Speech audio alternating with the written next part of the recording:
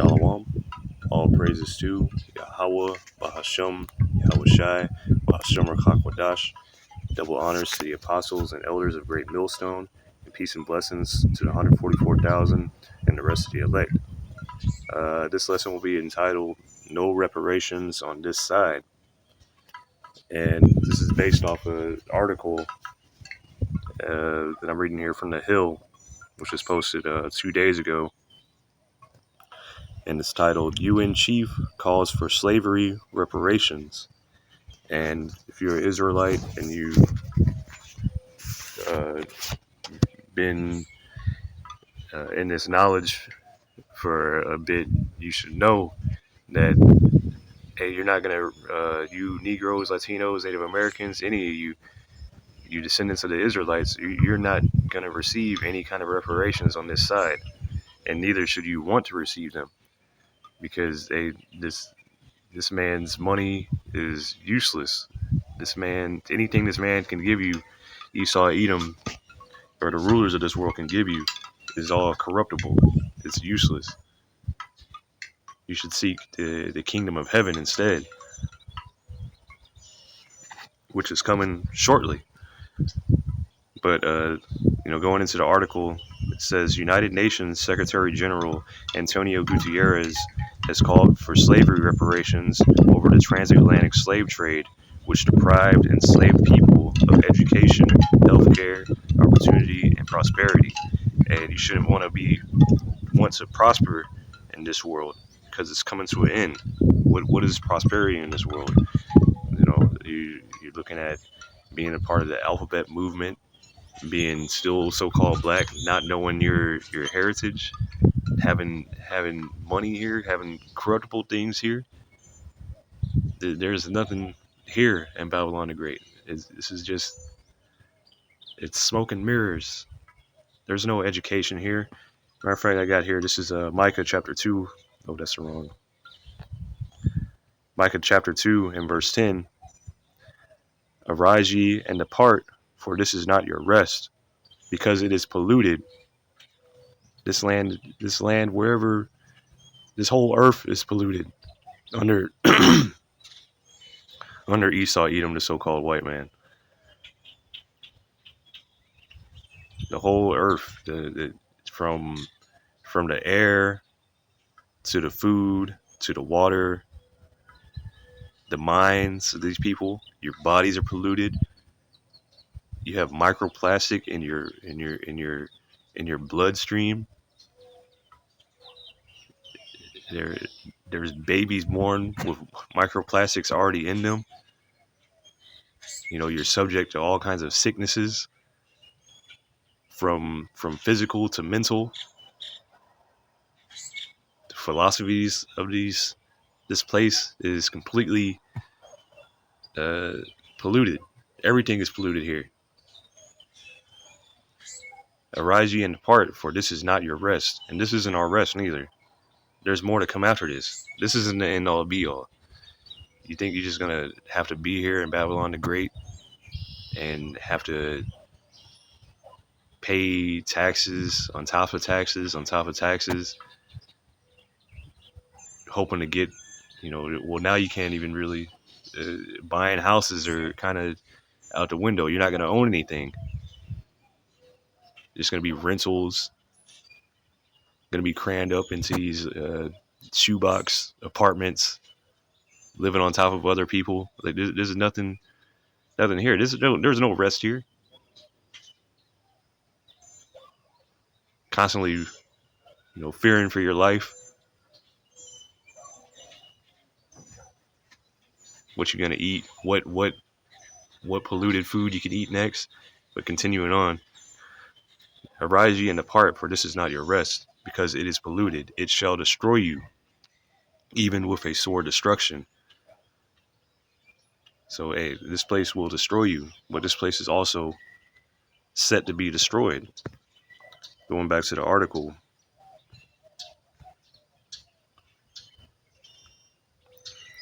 we call for a reparatory justice frameworks to help overcome generations of exclusion and discrimination, Gutierrez said Monday. which marked the International Day of Remembrance of the victims of slavery and the transatlantic slave trade. So now they want to help. They want to help the people now. They want to help us now. Now that that damage has already been done. You know, if you read the Willie Lynch letter, it says the damage that they did back then, it will be perpetual. I mean, it's going to be forever, and it would take a miracle for us to come back from that. Which, hey, the miracle is this word. Coming back to the knowledge and understanding of this word, of the scriptures, of the truth. Hey, you seeing a miracle. The men that are out on the highways and byways, starting with the apostles and elders and their elders, to the men under them that have learned from them, that are out preaching the truth.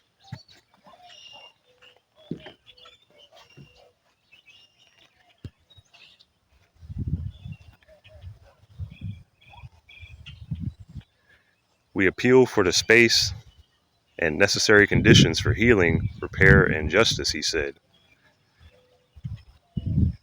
More than 12.5 million Africans were forcibly transported by European merchants on their ships and sold into slavery. Some merchants profited off the often slave people's labor. Those who survived trips were put on plantations in Brazil and the Caribbean. But that's not it. We were shipped all over the world, to the Americas, Brazil, you're all over the world. And this is I'm gonna get this real quick because these nations all had a part in this, and it reminds me of the parable of Lazarus and the rich man. This is Luke chapter 16 and verse 19. There was a certain rich man which was clothed in purple and fine linen, and fared sumptuously every day. This represents Esau, Edom, the so-called white man, the people that are in charge now. And there was a certain beggar named Lazarus, which laid at his gate full of sores. And this represents Israel,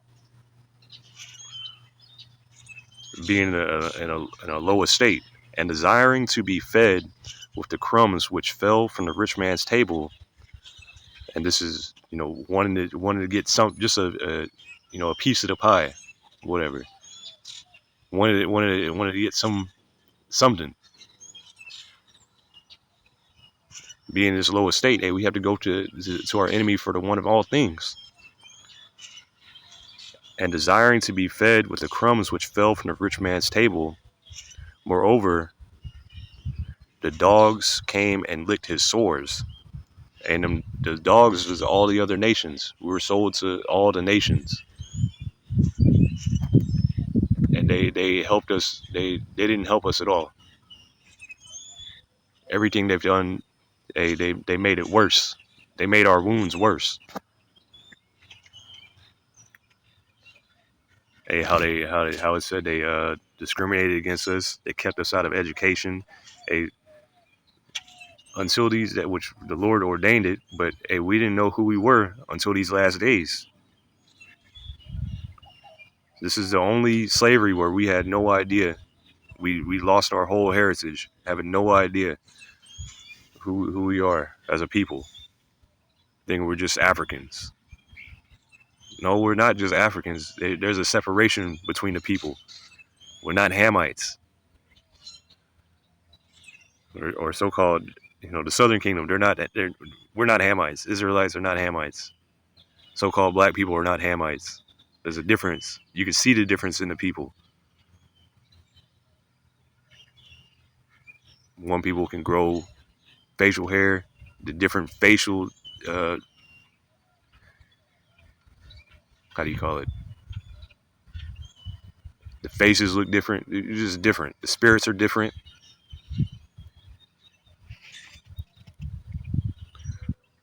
And it came to pass that the beggar died and was carried by the angels into Abraham's bosom.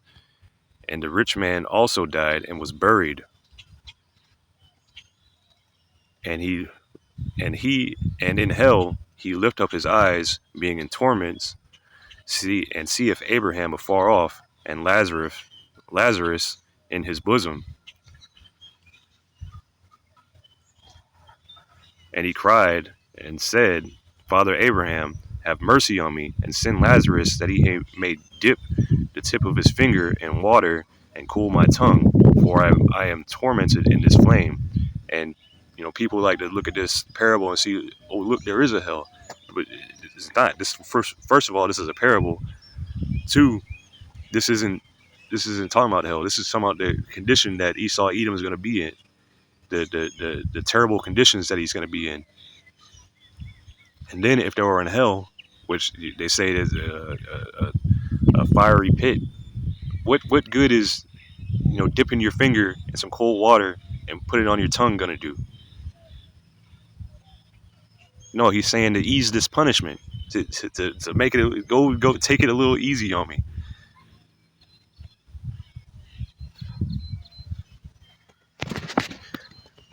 Verse 25, but Abraham said, Son, remember that thou in thy lifetime receivedest thy good things, and likewise Lazarus evil things. But now he is comforted, and thou art tormented. So, hey, the time is coming soon that, hey, the people of the Lord, the nation of Israel, are going to be comforted. And how is that? Because we're going to have all our enemies in subjection under our Lord Yahushua, who the world ignorantly calls Jesus Christ. The world is going to be ruled by him. The world is going to be ruled in righteousness. He's going to wipe away all tears,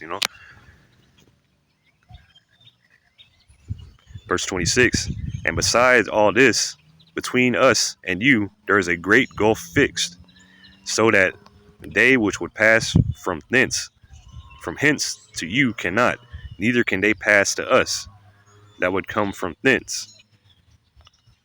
So, hey, you can't come over here. And oops, I didn't mean to do that. I'm trying to click off of that. You can't come over here, and we can't go over there. How it says, that reminds me in Deuteronomy 28, how it says the blessings shall pursue thee, and then it also says in verse 15 how the curses shall pursue thee till they overcome thee, meaning that you can't do anything. Like, there's nothing that you can do to get these curses off you, because it also says in Deuteronomy 30, which Lord willing I'll get, is that these curses will go on all our enemies. So once these curses on you, ain't nothing you could do. Verse 27, then he said, I pray thee therefore, Father, that thou wouldest send him to my father's house, for I have 5 brethren, that he may testify unto them, lest they also come into this place of torment. So he's saying, send Lazarus back so he could tell the people, tell my brothers, not to take it easy on them, to not be so harsh. And Abraham saith unto him, they have Moses and the prophets, let them hear them. And meaning they do have the scriptures. They know the scriptures. They know who we are, but they toss it behind them. They don't believe in the scriptures. They don't care. They're having a good time right now.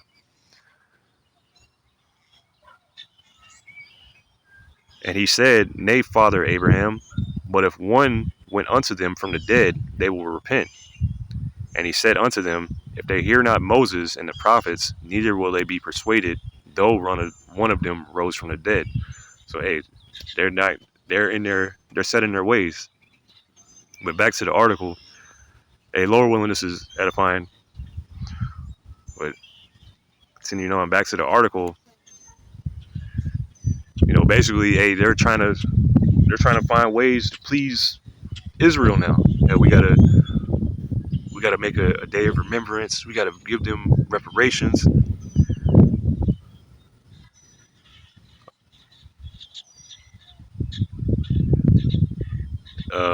Back in this article, more than 12.5 million Africans were forcibly transported by European merchants on their ships and sold into slavery.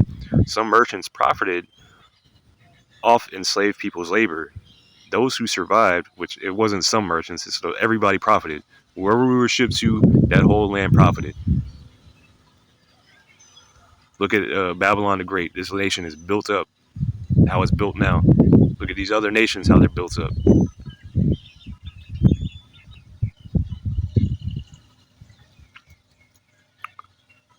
Those who survived trips were put on plantations in Brazil and the Caribbean, as that wasn't the only place.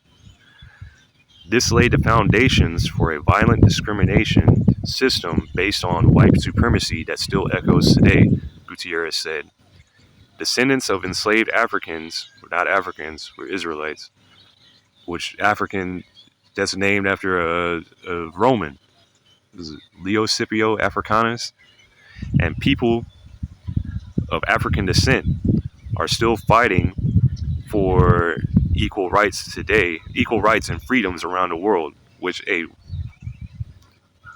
we're not equal to them. We're Israelites. We're above them. A UN report issued last year said countries could consider financial reparations for enslavement of people of African descent, but recognize the process of making legal claims and identifying victims and perpetrators as complex. So they're making excuses, but also you can't really tell. How do you know? I don't have any record of anybody that's been enslaved in my family. I don't think anybody in my family. I don't know any Jake that I knew in the world that had any, but we know from the stories from our parents, grandparents, that was told to them. That's the only record that we have. We don't have any receipts. Plus, it doesn't even matter. Hey, at this point, it doesn't matter. Because you're not going to get any reparations. The real reparations are going to come in the kingdom. Real wealth is land, livestock, precious metals. Nothing on this side, because they don't want you to own land. They're killing all the livestock. They want you to eat soylent whatever. Hey, we're continuing on. Which, matter of fact, that, let me see here, because that, what do I have here? Hey, because all these nations, they came together. So might jump back to the article, but this is Psalms 83, and I'm gonna start at verse 1. Keep not thou silence, O power, hold not thy peace, and be not still, O power. For lo, thine enemies make a tumult, and they that hate thee have lifted up the head. They have taken crafty counsel against thy people, and consulted against thy hidden ones, which is Israel. The southern kingdom was hidden. The kingdom of Judah was hidden in Africa. They were hidden all over the world, but they know who we are. They have said, come and let us cut them off from being a nation, that the name of Israel may be no more in remembrance. And this is what they've done. They've come together to cut us off. They put us into slavery. They took away our names. For they have consulted together with one consent. They are confederate against thee. The tabernacles of Edom, which in that article, what it said, because it didn't start off with any other nation. Let me see here. It said, this laid the foundations for a violent discrimination system based on white supremacy that still echoes today. that still echoes today. So, hey, who is this first name in the Psalms 83? Esau Edom. This is a so-called white man. He put this together. White supremacy, which he's not white. He's different shades of red. He's pink.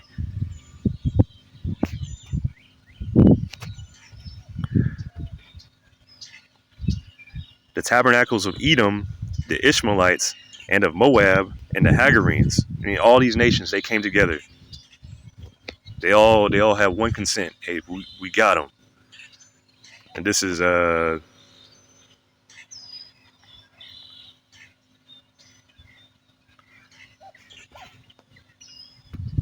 Deuteronomy chapter 28, 68. This is how they did it, because this is going into this transatlantic slave trade. It says, and Yahweh shall bring thee into Egypt again with ships. And Egypt is synonymous with the house of bondage, where we came out of slavery. That's how it became synonymous with that. Egypt become in this sense, it's synonymous with bondage, with slavery. So, and Yahweh shall bring thee into Egypt again with ships, by the way whereof I spake unto thee. Thou shalt see it no more again, and there ye shall be sold unto your enemies for bondmen and bondwomen, and no man shall buy you. Hey, so we're sold to all our enemies. How it says in Psalms 83, all the other nations that was listed off, and the other nations that aren't listed, because every nation is against us. Matter of fact, I'll get that.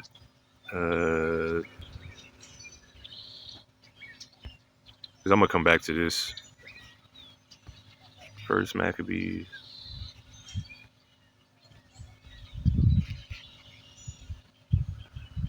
This is First Maccabees chapter 2 and verse 10. What nation hath not had a part in her kingdom and gotten her spoils? So what nation? Hey, they all had a part. And then this is a picture of the ships. You look up the slave ship, which is the only thing that pops up. All I did was search slave ship. I didn't put transatlantic slave ship or anything like that. I put slave ship. It says stowage of the British slave ship Brooks under the regulated slave trade. So it was regulated. They had regulations.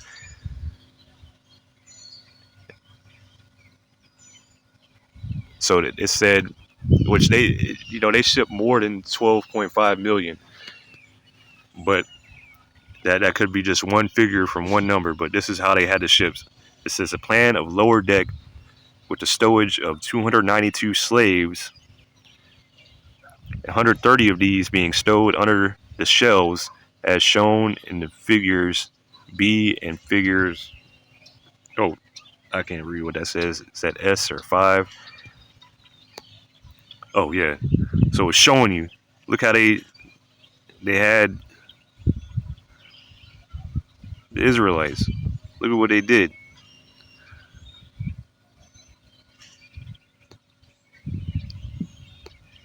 Maximum capacity on top of each other, right next to each other, laying next to each other. Probably getting seasick, getting diarrhea, all kinds of sicknesses. And then these weirdos coming in, probably taking your boys, men, women, girls, and raping them, testing the product.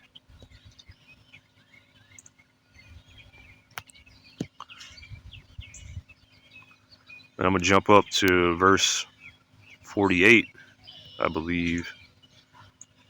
No, oh yeah.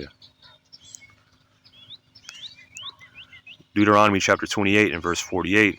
Therefore shalt thou serve thine enemies, which Yahweh, Ba'ashem Yahushai, shall send against thee in hunger, and in thirst, and in nakedness, and in want of all things. Hey, and it said that in the article. It said we were discriminated against. All these things. He's fighting for equal rights. And he shall put a yoke of iron upon thy neck until he have destroyed thee, and I had a picture also pulled up for that yoke of iron, and you had to put up yoke of iron slavery, and look.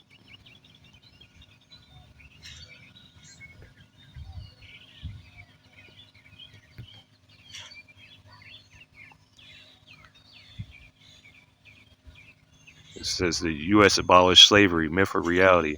No, it didn't. You look at the 13th Amendment. All it did was transfer ownership.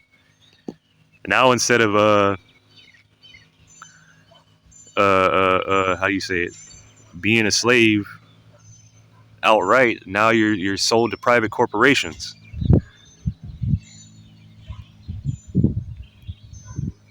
Let me see here. When were cameras invented? I think the 1800s. I can't remember the daguerreotype. Anyway, it's not that important.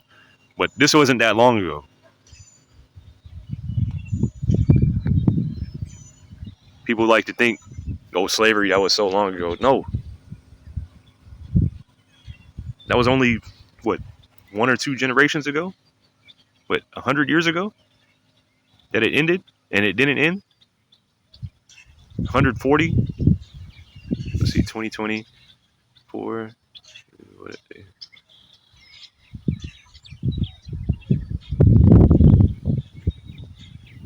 Maybe 180. Wasn't that long ago. Math isn't that good today.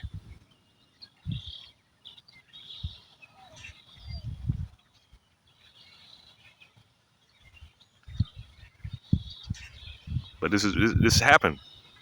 This happened. Yahweh Bashim Yahushai said he would do it, and he did it. And it's all over history. Who else? This isn't. If this happened to the small hats, hey, you know they be talking about it. You know they wouldn't shut the fuck up about it. Cause look at what they did. What they talk about with the the holla.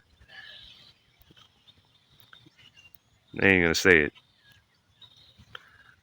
This is Revelation. Salakia. I'm a little excited.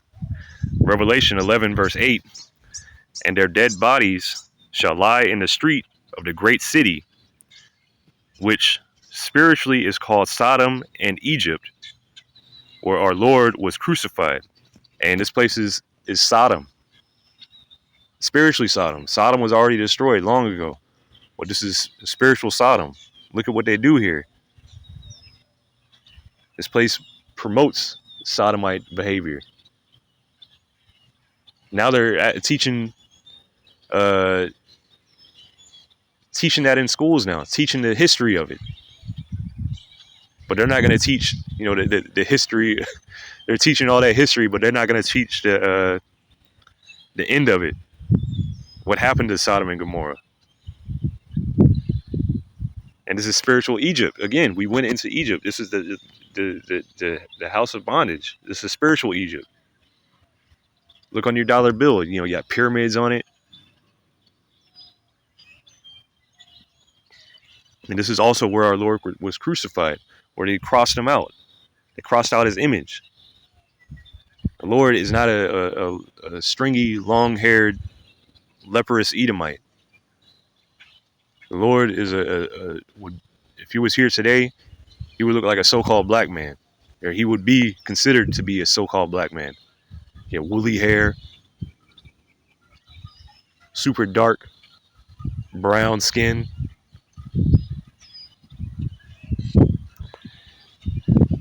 Revelation 11 verse 9, and they of the people and kindreds and tongues and nations shall see their dead bodies 3 days and a half, and shall not suffer their dead bodies to be put in graves. And that 3 days and a half, that's about 350 years since from the Renaissance, from when we came into slavery to now. To what was it? This country started falling.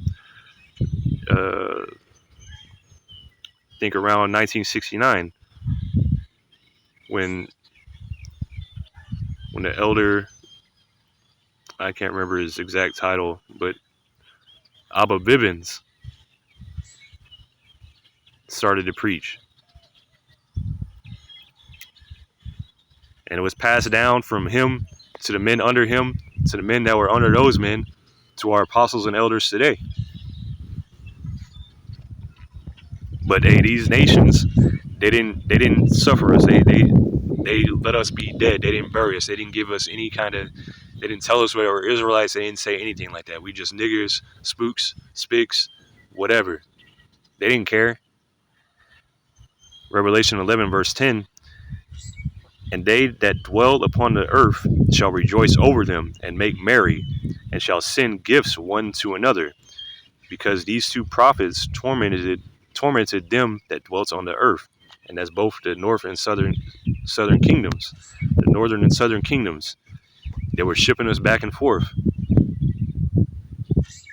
The northern kingdom was over here in the Americas, and they got shipped into slavery before the southern kingdom.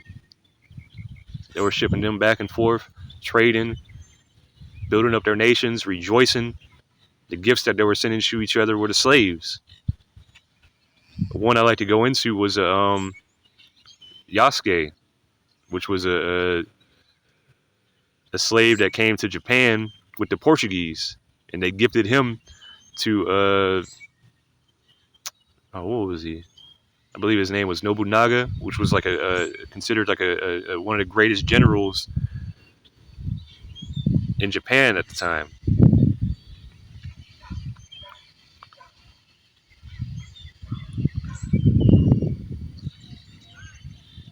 And after 3 days and a half, the spirit of life from the Most High entered into them, and they stood upon their feet, and great fear fell upon them which saw them.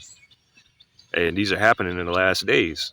The spirit is entered back into the men which Yahweh Bashim Yahushai chose, and we're standing on our feet, telling them with great boldness, hey, they're going into slavery.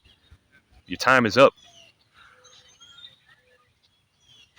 And I had this. This is I don't remember what this is. This is Joel. I'm gonna start at verse 3. Joel chapter 3 and verse 3. And they have cast lots for my people, because in this time, World War III is getting ready to happen, and it says in verse 2 that the Lord is going to gather them in the valley of Jehoshaphat to judge them. But in this time, all these things are being revealed, what they did, what these nations did.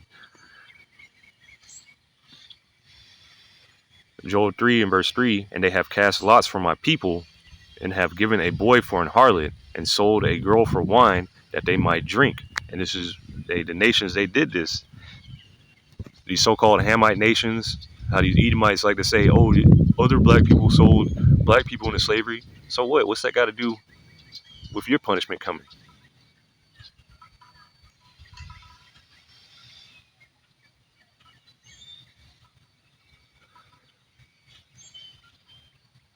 You did it. They're found in your hand.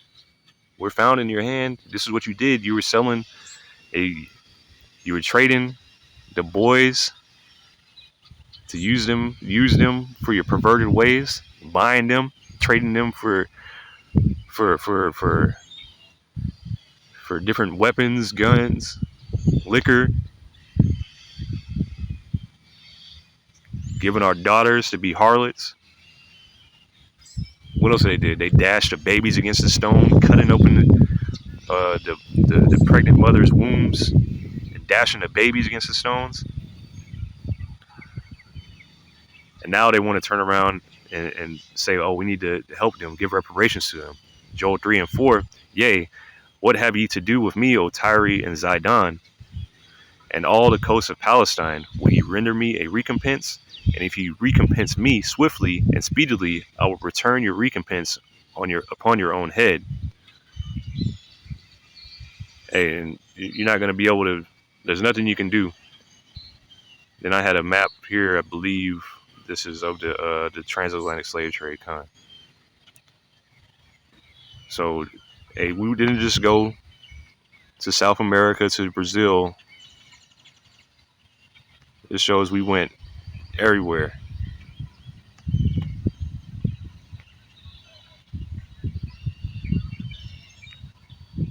That's a good map because they don't even show a full the full thing. Everything. How do you say? They never show a full map when they talk about the transatlantic slave trade. They always say, "Oh, they just came to the Americas." Here in America, they just say that. They don't say the extent of everywhere we went. So this says we went to Arabia, Madagascar, India, you know, different parts of the world, showing you, what they were doing. Let me get this other map.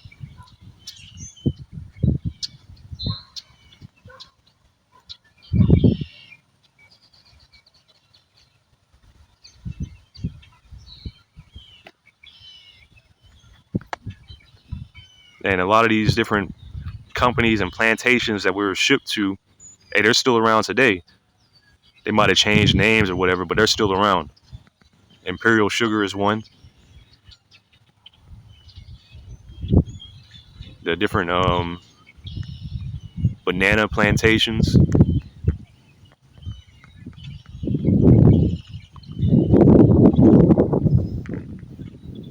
But yeah, hey, we were shipped all around the world. And part of where the Southern Kingdom came from, the place was called Wida, which here is called Wida, which is French for Judah. And they try to say, oh, they try to make up any kind of excuse as to, oh, Wida doesn't mean that. I was looking it up earlier, like, oh, sorry, Hebrews, it doesn't mean that. They try to do anything to get out of this ass whooping that's coming. You know, that's a French translation. The Kingdom of Wida. The Kingdom of Wida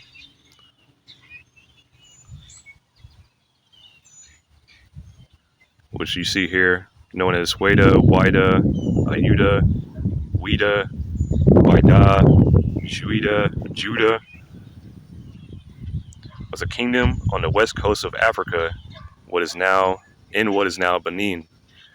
It was a major slave trading area which exported more than 1 million Africans, not Africans, to the United States, the Caribbean, and Brazil before closing its slave trade in the 1860s. So this is a place where the majority of, not a majority, but a lot of Southern Kingdom came from, a lot of Judah came from. Oh, that's right here. This here is the memorial of the door of no return. You see, it's kind of like the Archetitus. How the Archetitus was like what's the same? Very similar.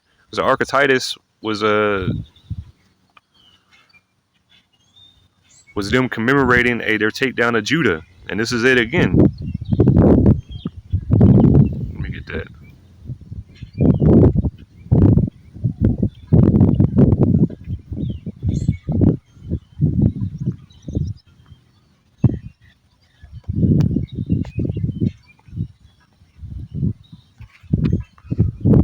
I can't spell it. I'll see right here.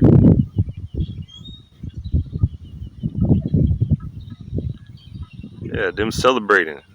Yeah, we got it. This is the day that we hope for.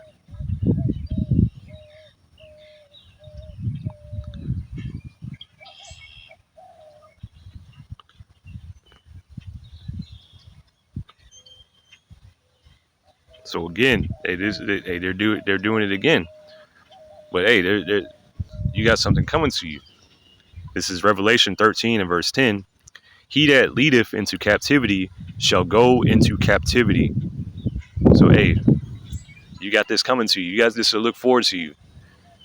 All you nations, starting with Esau, Edom, all you that took us, the Israelites, into captivity, did with us whatever you wanted. Hey, you got this coming to you.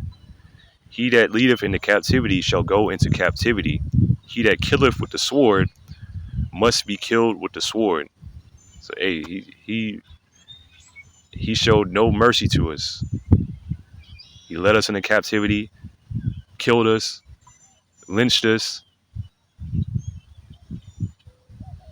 Was it Christopher Columbus couldn't put down his sword for 1 hour? How much killing he was doing? How it says in Ezekiel, because thou hast had a perpetual hatred, roughly paraphrasing, blood shall pursue thee. Hey, this is what you got to look forward to, and this is what the saints of Israel also had to look forward to. Here is the patience and the faith of the saints. Hey, we're looking forward to seeing this recompense. We're looking forward to having you in captivity now. Fuck reparations here. What, are you gonna give me some digital dollars? What can you do? What can you do for me? Nothing. Only thing you can do is when Yahushua returns, they start building the kingdom, start burying these bodies. Because there's gonna be a lot of bodies that you're gonna be of continual employment. How the scriptures say. Oh, I had that earlier. This is Baruch chapter 4 and verse 6. You were sold to the nations. Hey, this whole lesson's been about that. And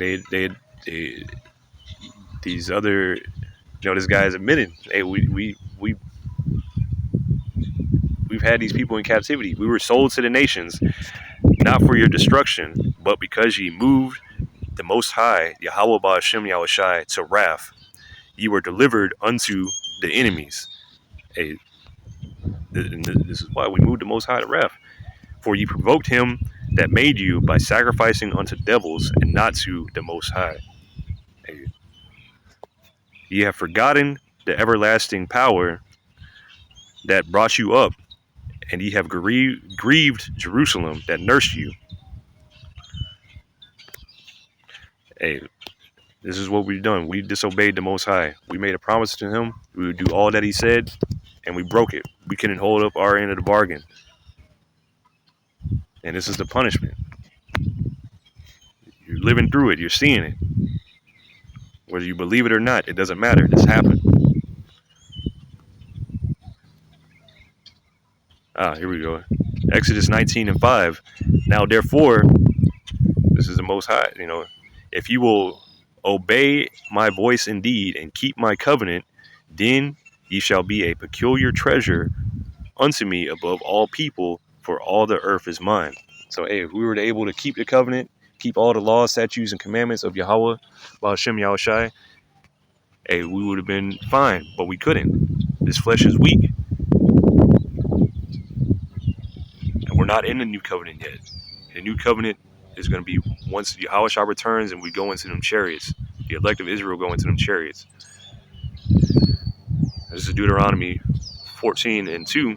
For thou art an holy people unto Yahweh thy power, and Yahweh, Ba'ashem Yahushai, have chosen thee to be a peculiar people unto himself above all nations that are upon the earth.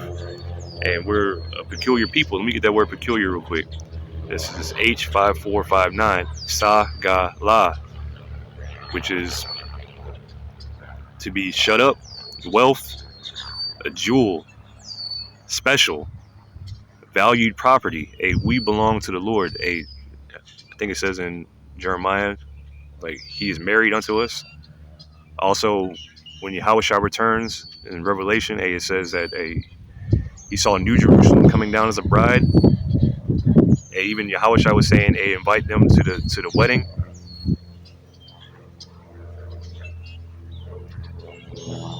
Israel is like unto a roughly paraphrasing, I think, a beautiful woman. We are the Lord's property. We belong to the Lord. We are a separate people, a holy people, a special people.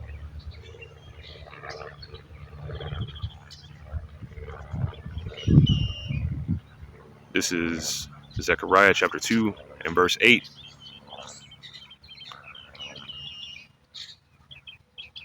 Actually, I'm going to start at verse 7. Deliver thyself, O Zion, that dwellest with the daughter of Babylon. And this is the daughter of Babylon here in America, a.k.a. Babylon the Great. This is the daughter of confusion. This place is nothing but confusion. And we're still dwelling amongst these people today. For thus saith Yahweh Ba'ashem Yahushai of hosts, after the glory hath he sent me unto the nations, which spoiled you. And we've been spoiled by every nation. For he that toucheth you, toucheth the apple of his eye. Hey, the apple of the eye, that's something special. Hey, we special, and he says it all over the scriptures. Particularly the one that I just read, Deuteronomy 14:2. You're a peculiar people. They were special to the Most High. And the Lord is going to keep his promise. He's going to keep his covenant that he made with Abraham, Isaac, and Jacob. Verse 9, for behold, I will shake mine hand upon them, and they shall be a spoil to their servants. And ye shall know that Yahweh, Ba'ashem Yahushai of hosts, have sent me. And they're gonna be our servants, coming in due time.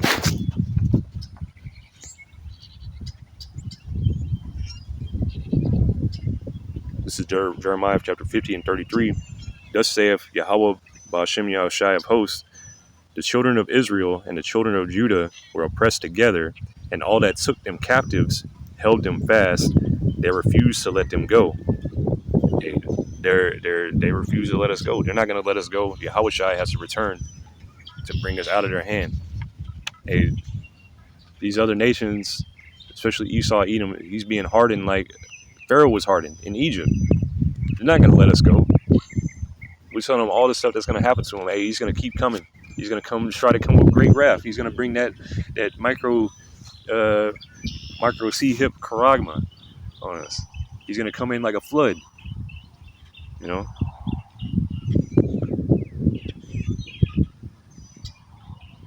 Their Redeemer is strong. Who's our Redeemer? Yahushai. Yahweh Ba'ashem Yahushai of hosts is his name, and he shall thoroughly plead their cause, and he shall give rest to the land and disquiet the inhabitants of Babylon. Hey, these people are gonna be disquieted. Hey, let me get that word disquiet. H7264 Ragaz or Ragaza. Just be afraid, stand in awe, disquiet, fall out, fret, just shake, tremble, to quiver,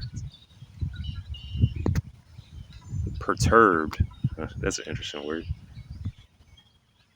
Troubled in mind. Hey, they're gonna be troubled in mind because they're gonna see all the things happening. One, us standing up in great boldness against them, telling them that our Lord Yahushua is coming. And then when they see the chariots of Yahushua come, they ain't gonna know what to do. Because it says, hey, in the second Ezra 13, they yet their spite. They were terrified. This is 2 Thessalonians chapter 1 and verse 6. Seeing it is a righteous thing with the Most High to recompense tribulation to them that trouble you. And hey, it's a righteous thing. Hey, the Most High, these people, they troubled us for years, generations. And the Lord is going to recompense them. And to you who are troubled, rest with us. And these scriptures are our rest. There's no, outside of these scriptures, there's no real comfort. It's all fleeting. You try to get a woman, she'll be into you one moment, then the next, she's gone. You try to find comfort in money, you got a bag of holes in it. You try to do anything in this world, hey, it's all fleeting. You try to be an athlete or a musician, whatever like that, you see how corrupt the shit is.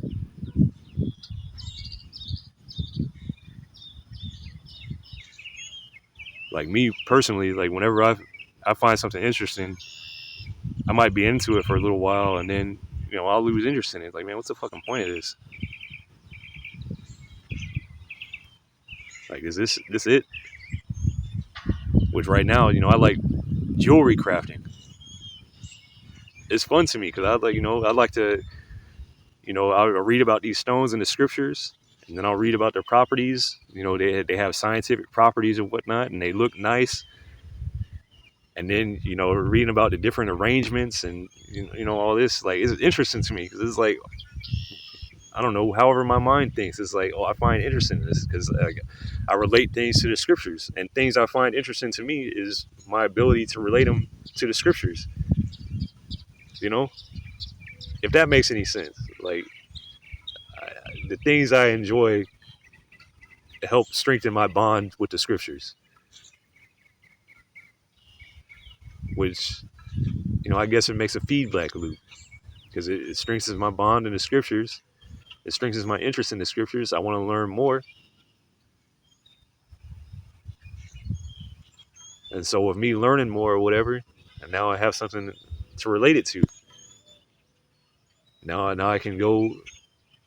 I feel a little at ease. Like it's a little bit of joy in this fucking fucked up condition. But anyway, continuing on. This is 2 Thessalonians chapter 1 and verse 7. And to you who are troubled, rest with us when the Lord Yahushua shall be revealed from heaven with his mighty angels. And the Lord is coming back in his chariot. Revelation 1 and 7, all eyes shall see him. Which, Lord willing, I'll get some of those scriptures. And flaming fire, taking vengeance on them that know not the Most High, and that obey not the gospel of the Lord Yahushua Hamashiach, who shall be punished with everlasting destruction from the presence of the Lord and from the glory of his power. Hey, and that doesn't mean that they're going to burn in hell forever. No, that punishment, the Lord can leave you in the torments for however long.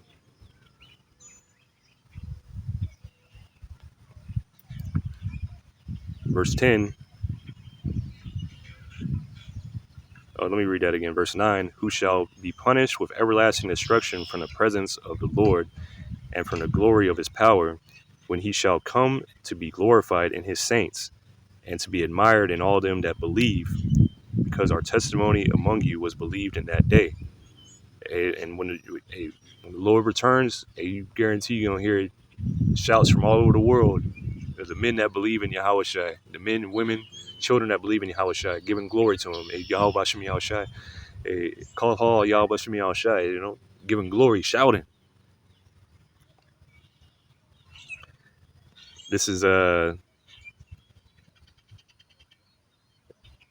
Lord willing, I'll close up soon. This is Obadiah chapter 1 and verse 15. For the day of Yahweh Bashem Yahushua is near upon all the heathen. As thou hast done, it shall be done unto thee.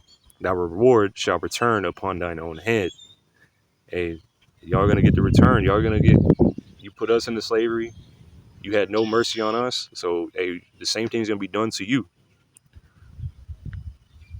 Especially you, Esau Edom, so-called white man. This is Revelation chapter 1 and verse 7. Behold, he cometh with clouds, and every eye shall see him, and they which pierced him, and all kindreds of the earth shall wail because of him. Even so, amen, or amen. So let it be. Because everybody's going to see. Everybody's going to see what happened. Everybody's going to see Yahushua returning. I meant to say. It says in 2nd Ezra 13 again. Hey, I might get it. Or you know what? I'm going to get it.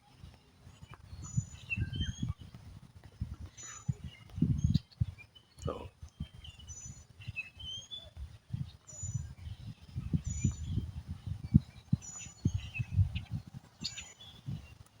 Because, Yahushua's chariot is going to be so big.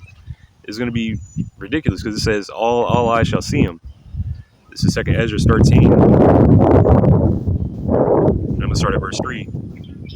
And I beheld, and lo, that man waxed strong with the thousands of heaven.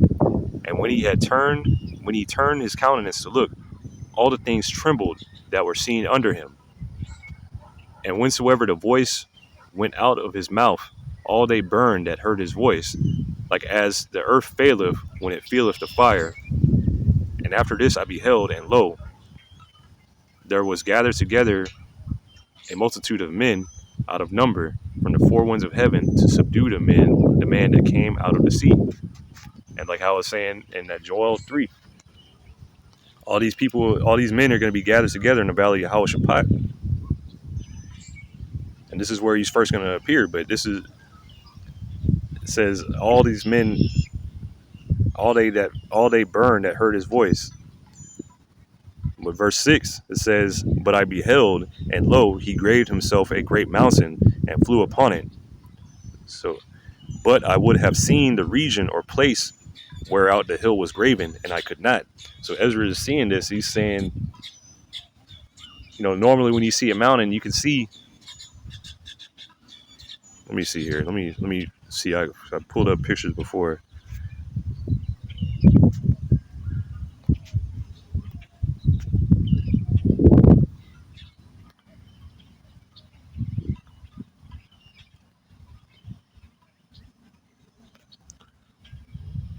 So like you see here, this particular image here, you see the mountain. It's a pretty big looking mountain. I don't know what mountain that is, but you can see kind of where it starts. But Ezra is saying, hey, this mountain was so big you couldn't see where it started. Where did it start?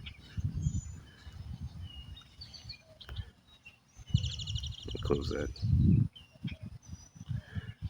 Verse 7 again, or verse 6. But I beheld, and lo, he had graved himself a great mountain and flew upon it. But I would have seen the region or place whereout the hill was graven, and I could not. And after this I beheld, and lo, all they which were gathered together to subdue him were sore afraid, and yet durst fight. Hey, so they're gonna be terrified, but they still gonna fight. The Lord is gonna put the spirit on them to fight. And lo, as he saw the violence of the multitude that came, he neither lifted up his hand, nor lifted up sword, nor any instrument of war. But only I saw this, that he sent out of his mouth as it had been a blast of fire, and out of his lips a flaming breath, and out of his tongue he cast out sparks and tempests. So hey, the Lord's not going to meet thee as a man. Out of his chariot he sent this laser beam, and they were all mixed together, the blast of fire, the flaming breath, and the great tempest, and fell with violence upon the multitude which was prepared to fight, and burned them up every one, so that upon a sudden of an innumerable multitude nothing was to be perceived but only dust and the smell of smoke. When I saw this, I was afraid. Hey, so the only thing that's going to be left out of these armies is the dust and the smell of smoke. Hey, the Lord going to put in some work on these heathens. This is Isaiah 63, and I'm going to start at verse 1. For who is, Isaiah 63 and verse 1, who is this that cometh from Edom with dyed garments from Basra? This that is glorious in his apparel, traveling in the greatness of his strength, I that speak in righteousness, mighty to save. And this is speaking of Yahushua. And what he's saying, hey, he's coming to do work in Basra. Basra is one of the cities, I believe it's the capital city of, let me see that.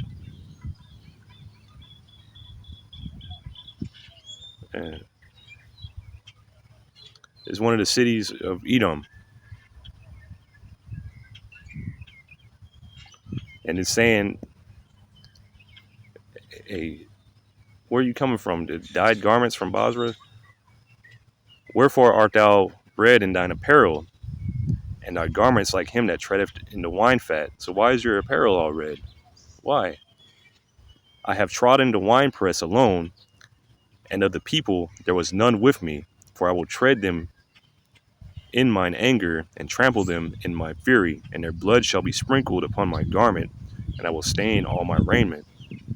And this is figuratively speaking, because he's not, gonna actually have blood on his garment. His garment's gonna be clean. But it's speaking of how much killing he's gonna be doing, specifically in Esau Edom.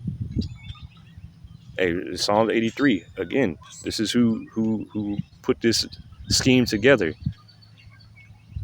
Put this scheme to put us into slavery, thinking that he would take over the world. Esau Edom was prophesied to be here ruling in the last days,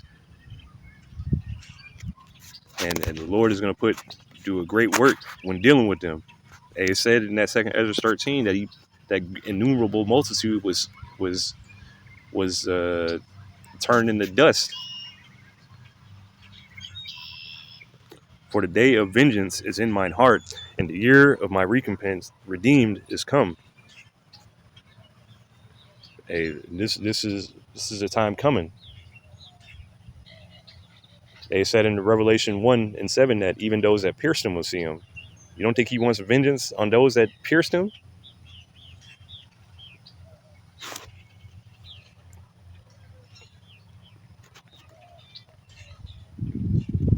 And also in that article, it said, hey, it's hard to tell. We don't know who to give these reparations to because everything is so mixed up. We don't know. We don't know who's who. We don't know if these people were actually in slavery. Hey, because what happened in the transatlantic slave trade? You had Esau, Edom, the slave masters, even on the slave boats, they were raping our women. And so, hey, they come out looking. You don't know if they're even before then, but hey, you don't know if these are Israelites or you don't know if they're actual the slave masters' children. You don't know whose kids these are. This is Amos 9:9, but hey, the point being that they don't know what to do, and they know. For lo, I will command, and I will sift the house of Israel among all nations, like as corn is sifted in a sieve, yet shall not the least grain fall upon the earth. And so these people, our people are going to be sifted out from among the nations. The elect of Israel are going to be sifted out. The 144,000 are going to be sifted out from among the elect. In Israel, we've been scattered into every nation. We look like every nation. There's no set way an Israelite looks. It's judged by the Spirit. Meaning that if you understand this word and feel compelled by hearing this word to follow it, hey, then you're most likely an Israelite,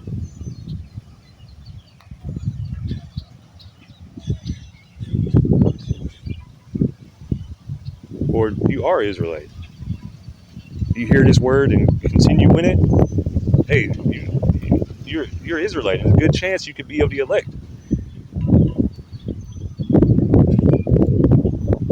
This is Matthew 24 and verse 30. And then, well, I'm going to start at verse 29. Immediately after the tribulation of those days, which the days coming, we're entering into Jacob's trouble. We're probably already in it, but we're entering into Jacob's trouble. The time like no other. We see the different legislation being brought out. It's going to be illegal to teach the Bible in certain states. And what was it? Another yesterday, Greg Abbott, he was saying he wants to push legislation for more anti-sim, for to make it illegal to do this stuff in schools. And it's going to be pushed out more and more. It's where hey, you're no longer going to see the men of the Lord on the streets anymore. You're no longer going to hear the Bible being preached, because teaching the Bible will be considered anti-sim, which it's interesting just to say the least, because there's more than the small hats aren't the only Semites, or you should say Shemites, because there's no such thing as a Sim. His name means Shem, or name is Shem, and the descendants of him are Shemites.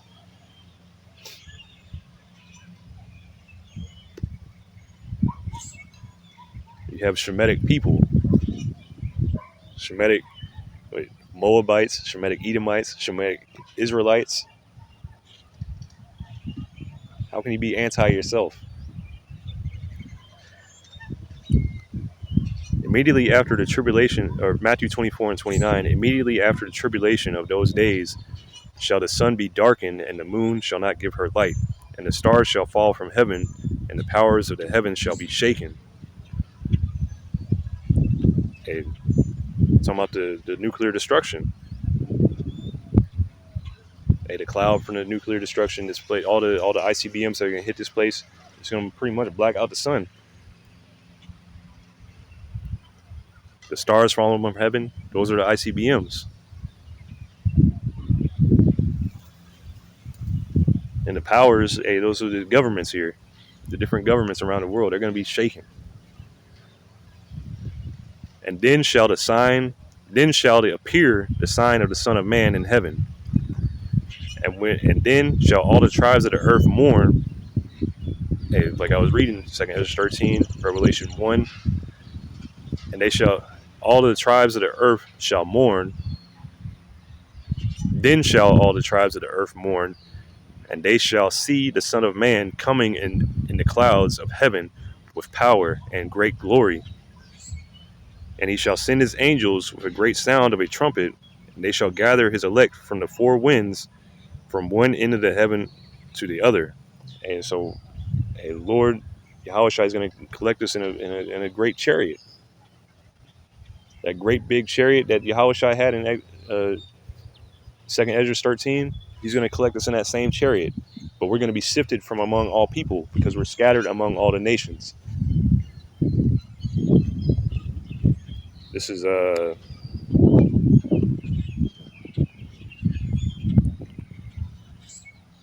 Deuteronomy chapter 30 and verse 3, showing that this isn't just a new thing that popped up. This is written about from the beginning.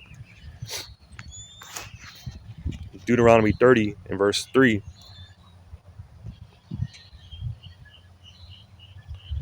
That then Yahweh thy power will turn thy captivity,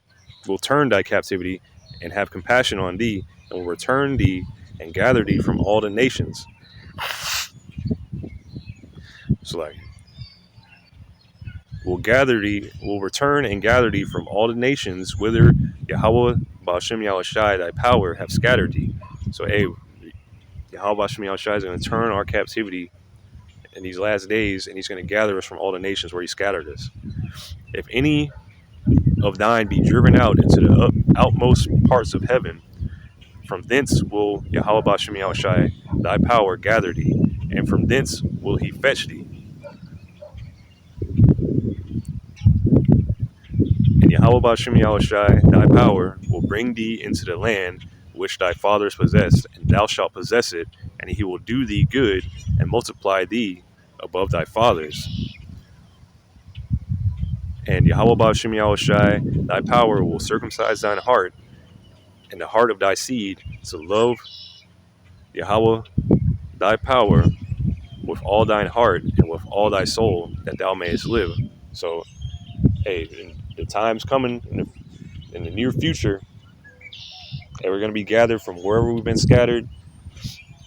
We're going to be set back in our own land, and Yahweh Shem Yahushua is going to give us a new body and a new mind that we can keep his laws, that we won't have to go through this again. And verse 7, and Yahweh Ba'ashem Yahushai thy power will put all these curses upon thine enemies and on them that hate thee, which persecuted thee. And so, hey, all these curses, read Deuteronomy 28, 15 on down. Everything that we had to go through, hey, they're going to get it, and more so.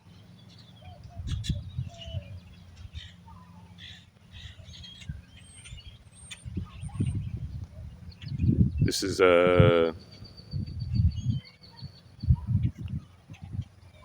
Revelation 21 and 4. And the Most High, Yahweh Ba'ashem Yahushai, shall wipe away all tears from their eyes.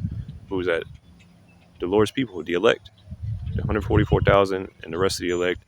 And ultimately all of Israel, because all of Israel is going to come back through the loins of the elect. But 2/3 here in Babylon the Great is going to be completely destroyed. but they're going to come back in the kingdom. And the Most High, Yahweh Bashem Yahushai, shall wipe away all tears from their eyes, and there shall be no more death, because breaking the commandments, and that sin leads to death. The wages of sin is death. You're not going to be able to sin anymore. You're going to have new bodies.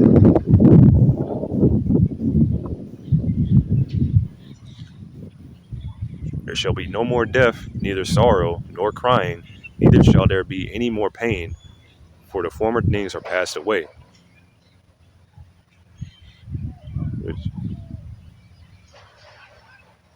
Oops, lucky. I'll start up with verse 1 again. This is Revelation 21:1. And I saw a new heaven and a new earth, for the first heaven and the first earth were passed away, and there was no more sea. Meaning that the government, this Babylon the Great, is no more.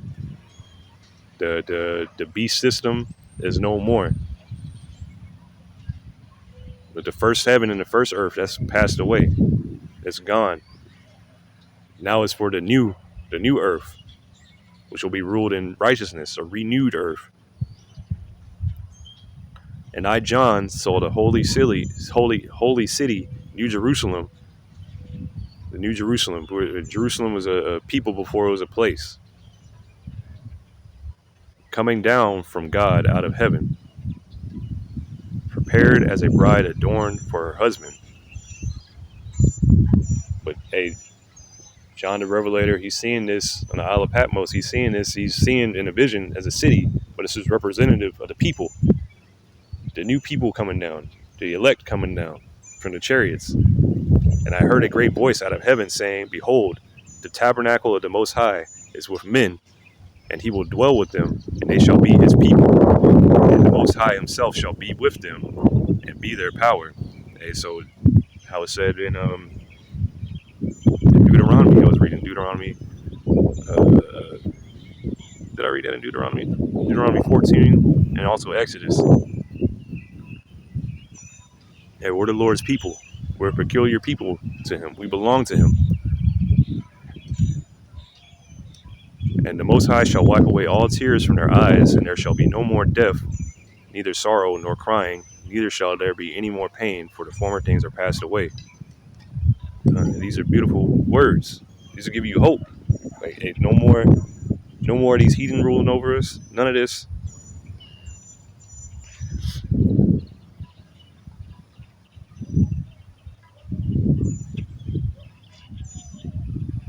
This is Psalms chapter 2, which is going into Yahushai. I'm going to start at verse 7. I will declare the decree. Yahweh Ba'ashem Yahushai have said unto me, Thou art my son, this day have I begotten thee. And this, speaking of Yahushai, Yahushai is the son of the Most High, the only begotten son of the Most High, Yahweh Ba'ashem Yahushai. Ask of me, and I shall give thee the heathen for thine inheritance, and the uttermost parts of the earth for thy possession. And this is what he's coming to do. He's taking the heathen for an inheritance. He's coming to redeem his people and put the heathen in subjection. And he's taking the earth for his possession. Thou shalt break them with a rod of iron. Thou shalt dash them in pieces like a potter's vessel. Be wise now, therefore, O ye kings. Be instructed, ye judges of the earth. Oops. Serve Yahweh Ba'ashem Yahushai with fear and rejoice with trembling. Kiss the Son. Pay respect to the Son. You got to worship the Son. You have to worship Yahweh Shai as well as Yahweh. You have to worship Yahweh through Yahweh Shai. You can't just worship Yahweh. You have to pay reverence to Yahweh Shai for everything that he did for us. His sacrifice. Everything. Kiss the Son, lest he be angry and he perish from the way when his wrath is kindled but a little. Blessed are they that put their trust in him. So, and we put our trust in Yahweh Ba'ashem Yahushai. We put our trust in Yahweh Shai. But the point being, I read past it was, Salaki, you got a little excited. But hey, the earth is given to Yahweh Shai. He's going to take the heathen. He's going to share his inheritance with the elect of Israel, with the rest of Israel. and he's going to break these nations. He's going to rule over them with a rod of iron. He's going to show no mercy to them. And I'm going to close out with this one.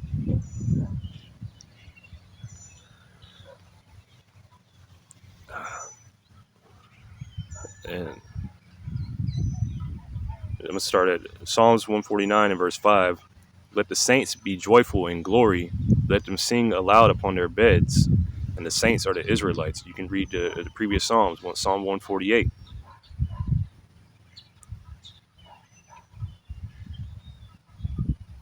And we're going to be the elect of the Lord. I say, Lord willing, I'm a part of that number.